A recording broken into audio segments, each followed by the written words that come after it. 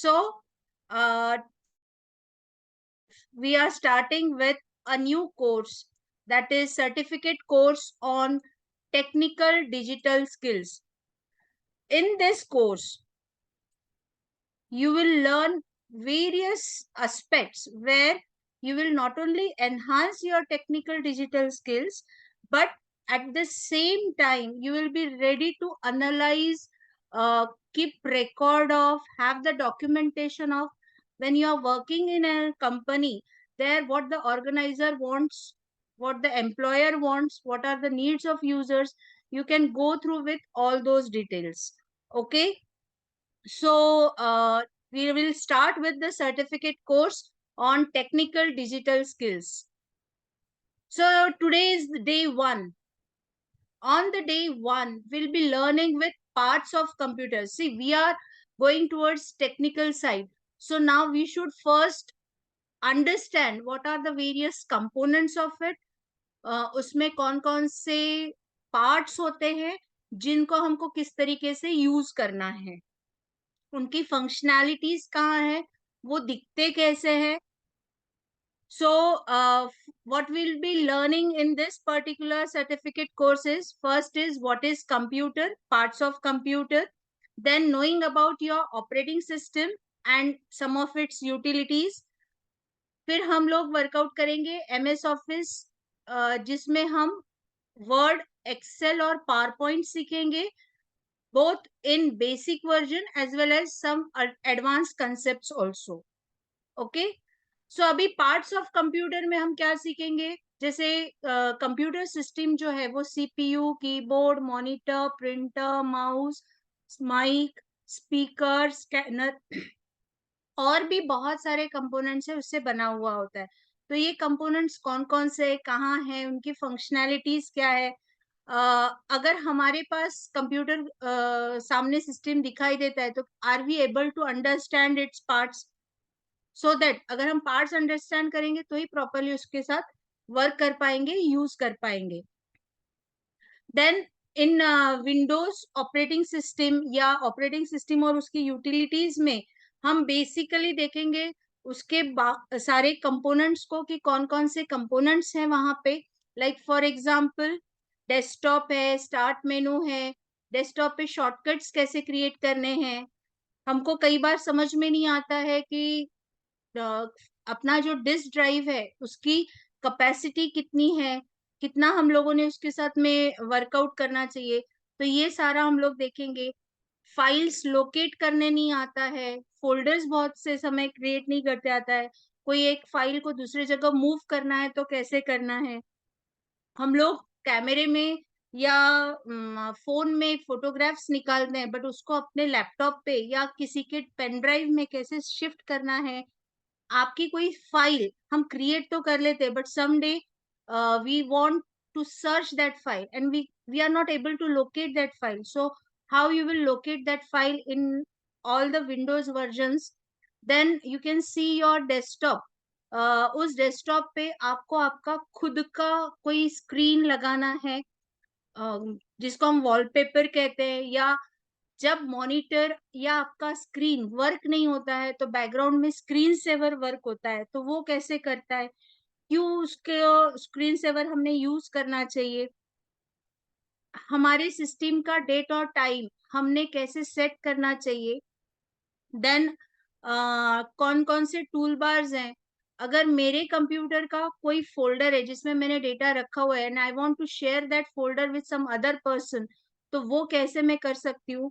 कौन कौन सी extension files है जो हमको टेक केयर करनी है, how to sort the required files.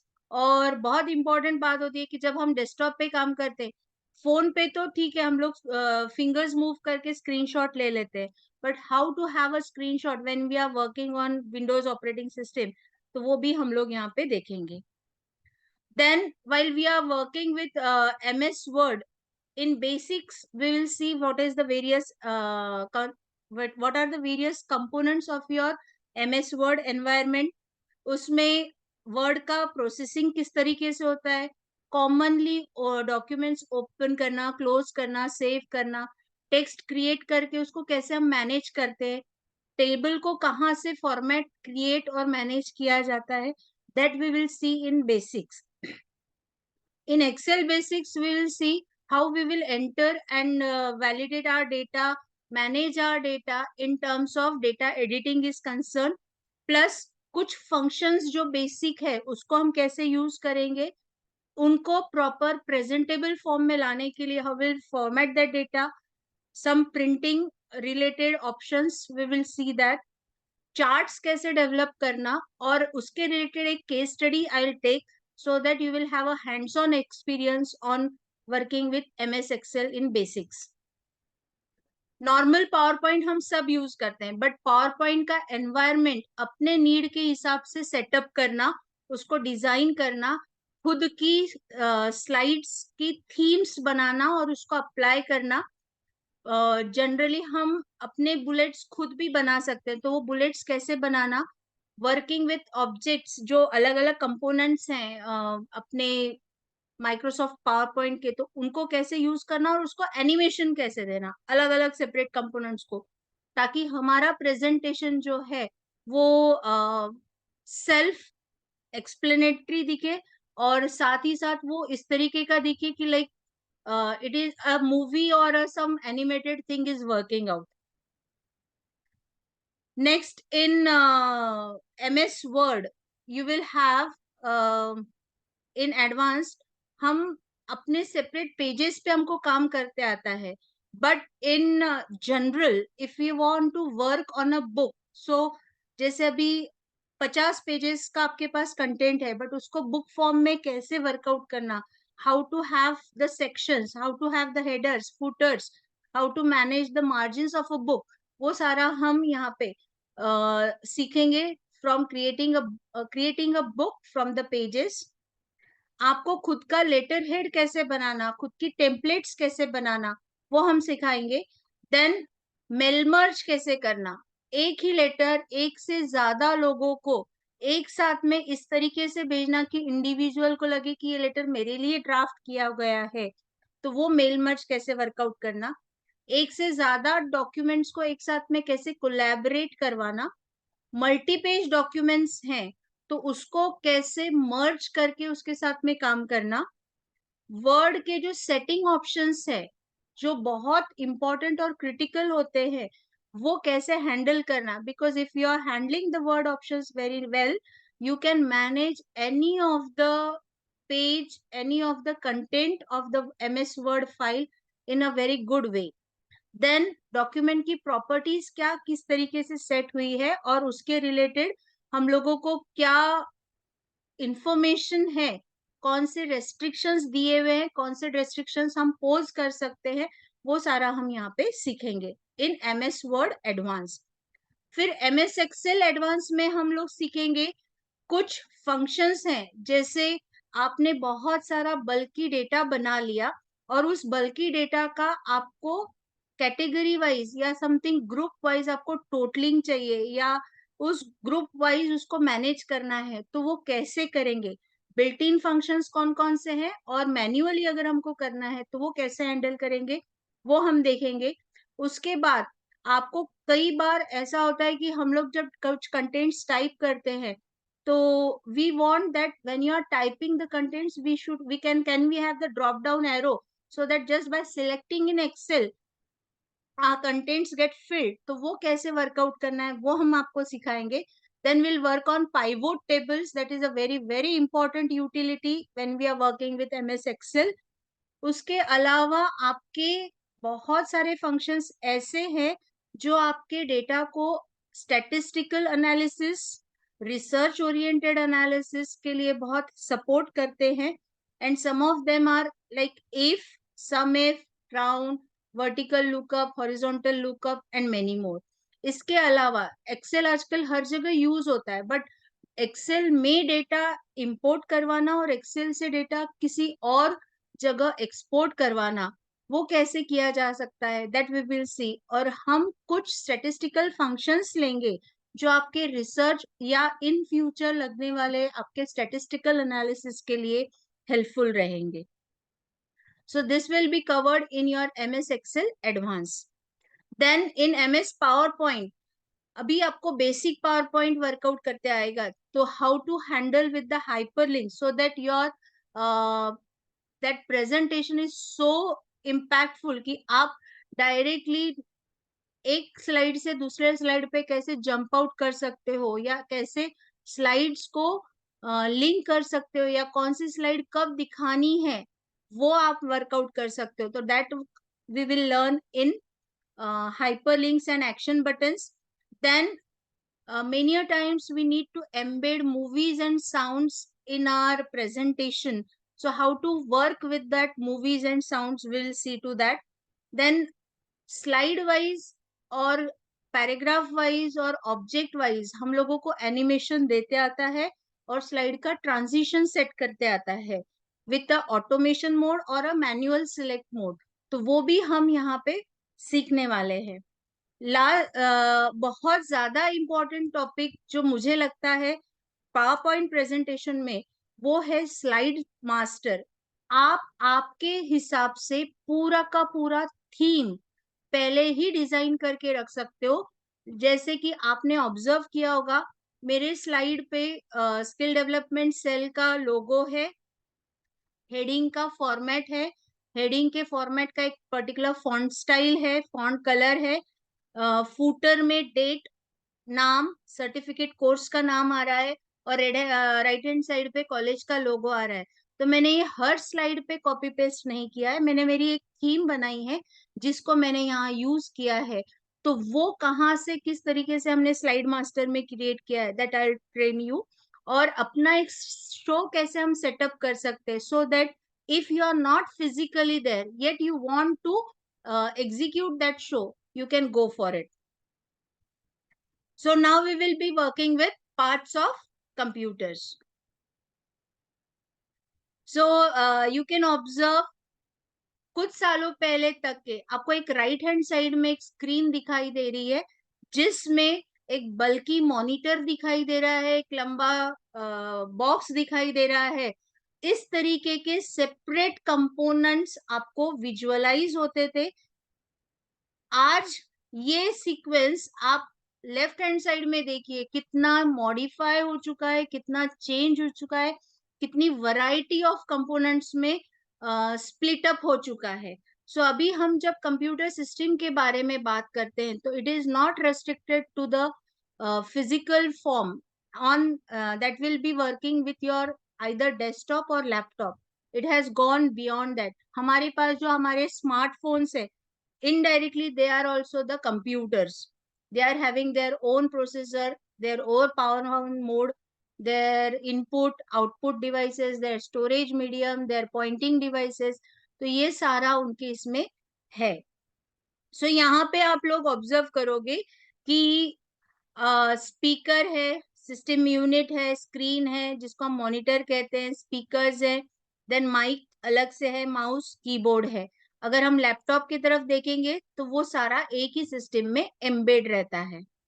ठीक है. सो अभी बेसिक हार्डवेयर अगर मैं बहुत मिनिमम एक ले पर्सन के लैंग्वेज में अगर बात करूं, तो पीसी को बनाने के लिए या पीसी एक पर्सनल कंप्यूटर में क्या क्या होना चाहिए, तो एक होना चाहिए प्रोसेसर जिसको हम सेंट्रल प्रोसेसिंग यूनिट कहते हैं, जो एक लुक वाइज हमको एक बड़ा डिब्बा दिखाई देता है, बट उस डिब्बे के अंदर बहुत सारे इंटरनल और कंपोनेंट्स होते हैं जो इंटरकनेक्टेड होते हैं. देन मेमोरी यूनिट चाहिए जिसमें दो मेमोरीज होती हैं, एक हमारी वर्किंग मेमोरी होती है और दूसरी हमारी स्टोरेज मेमोरी होती है. देन कुछ इनपुट डिवाइसेस चाहिए, कुछ आउटपुट डिवाइसेस चाहिए, और डेटा स्टोर करने के लिए हमको सेकेंडरी मेमोरी लगती है. सो नाउ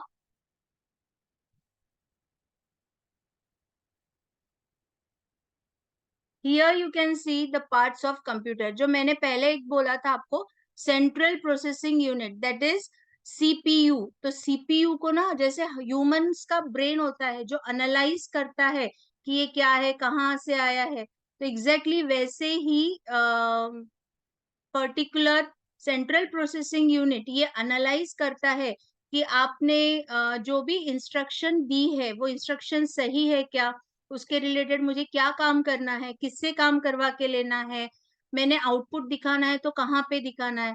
तो सेंट्रल प्रोसेसिंग यूनिट या आपका माइक्रो प्रोसेसर इस तरीके से वर्क करता है, जैसे एक सिग्नल पे एक आरटीओ ऑफिसर पूरे ट्रैफिक को डाइवर्ट करता है ताकि कोई भी एक्सीडेंट ना हो, हर एक को अपना पाथवे प्रॉपर मिले, हर कोई अपने स्मूथ वे से अपना डेस्टिनेशन अचीव करे। So central processing unit takes care of कि वो पूरे पाथवे को मैनेज कर रहा है। नेक्स्ट इज मेमोरी यूनिट, जहां पे प्रोग्राम्स और हम जो टेम्पररी काम करते हैं वो डेटा स्टोर होता है। तो वो जो मेमोरी यूनिट है उसमें दो मेमोरीज होती है।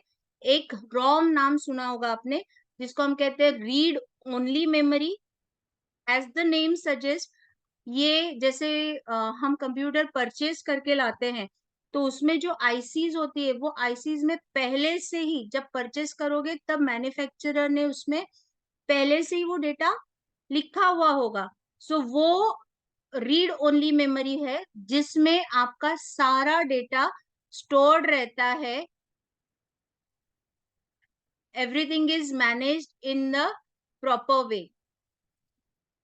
Okay, then random access memory वो मेमोरी है जिसको हम रैम कॉमनली कहते हैं, जिसमें हम जब टाइप करते हैं तो डेटा, या जैसे अभी मैंने आपको प्रेजेंटेशन शेयर किया तो ये डायरेक्टली स्क्रीन पे नहीं आता, मेरे हार्ड डिस्क, मेरे लैपटॉप के हार्ड डिस्क से वो लोड होता है रैम मेमोरी में, और वहां से टुकड़ों में पेज बाय पेज आपको दिखाई देता है in the form of your my screen being viewed by you।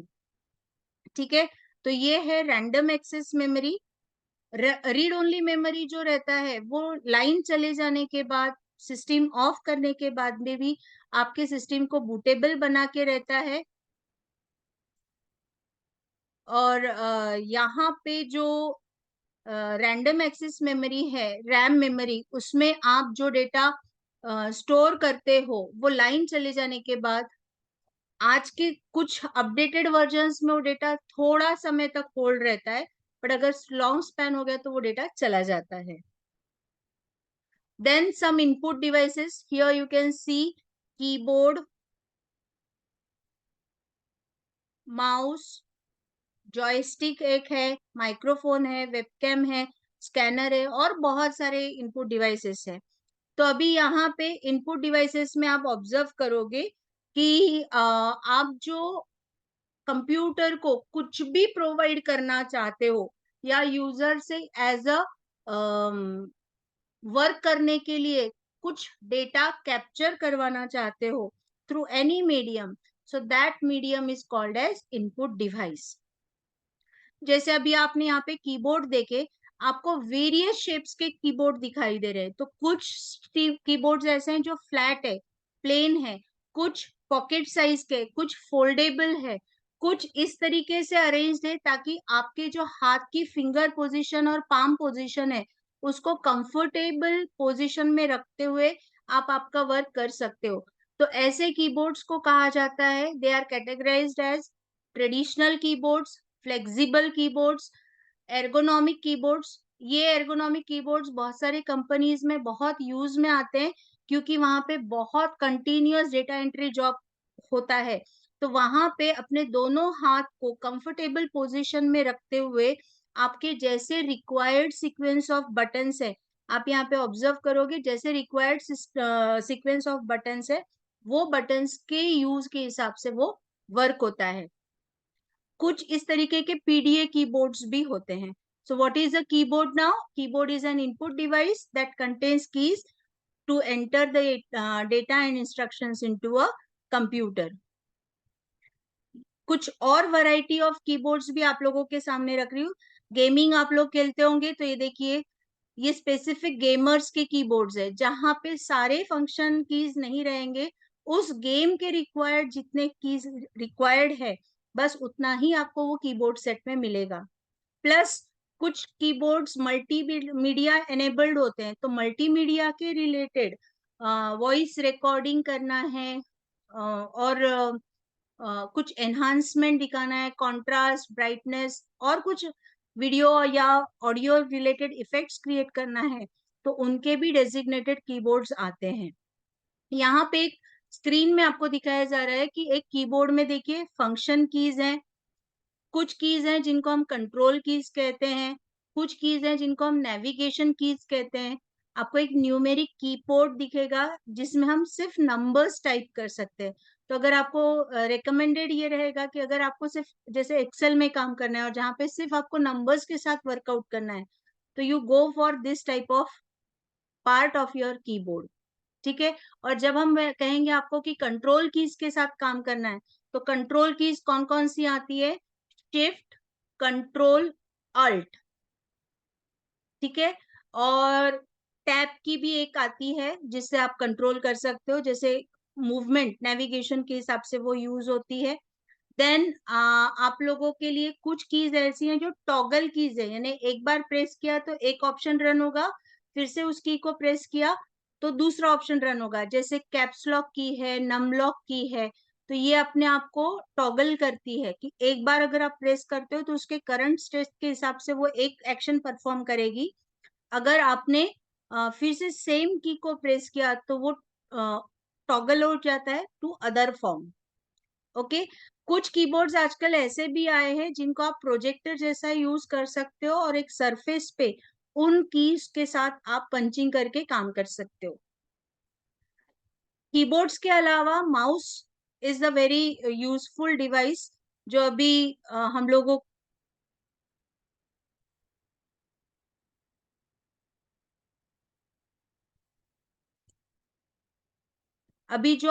को वर्केबल में है, like input devices. In input devices we see like mouse. There are two categories like mechanical, optical, wireless, wired, Wi-Fi enabled, Bluetooth enabled. So you will see a variety of things over there. जिसमें आप यहाँ पे observe करोगे, you can see over here. Just turn up the mouse. Here you will see a electrostatic ball diverted or guided by a roller in it. So by the movement of roller, the electrostatic ball gets moved and you get a point and click operation on the screen. Apart from this type of mouse, you can see these type of PS2 connection mouse, जिसमें आप एक particular type of tin slot देखोगे और 5 pin connector देखोगे, तो accordingly will identify कि this is your PS2 mouse. This can not be attached in this type of serial mouse port or a USB mouse port. Okay, so all these type of mouse are there. Then you will see this is a joystick that is used in gaming. This is stylus. Many of the commentators in cricketer, they use stylus to mark certain directions or locations on the screen that is provided to them. Again, this is one a type of stylus or digital pen, you can say, where a person can work on the 3D graphics. This is also a type of pointing device where by finger pointing you can just work on that digitizer and create your signature.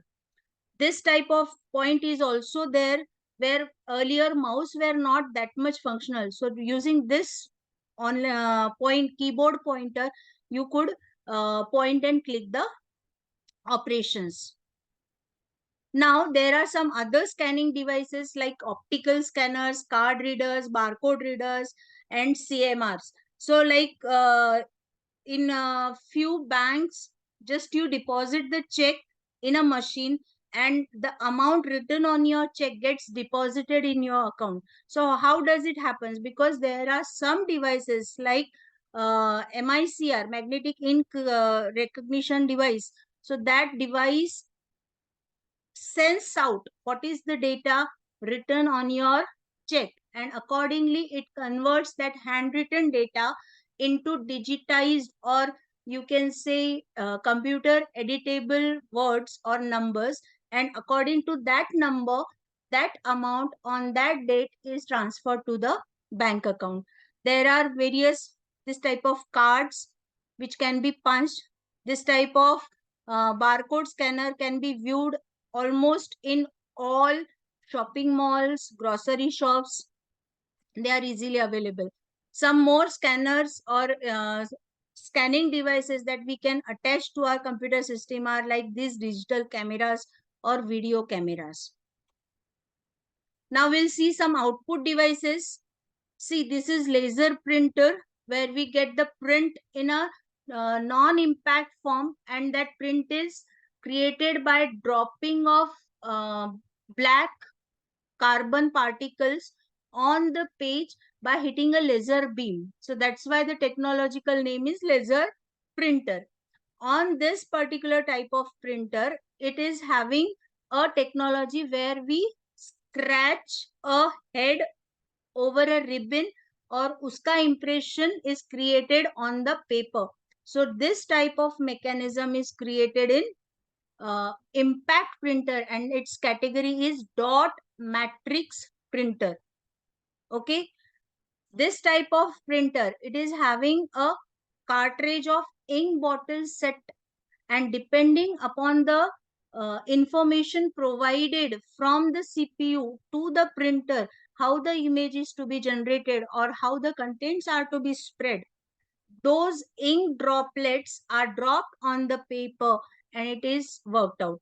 Out of these varieties of printers, you will observe laser printer is in more demand as compared to inkjet and dot matrix printer. But economically, if a particular organization or a shop, it wants to have the economic printing with minimum graphics, then they go for dot matrix printer.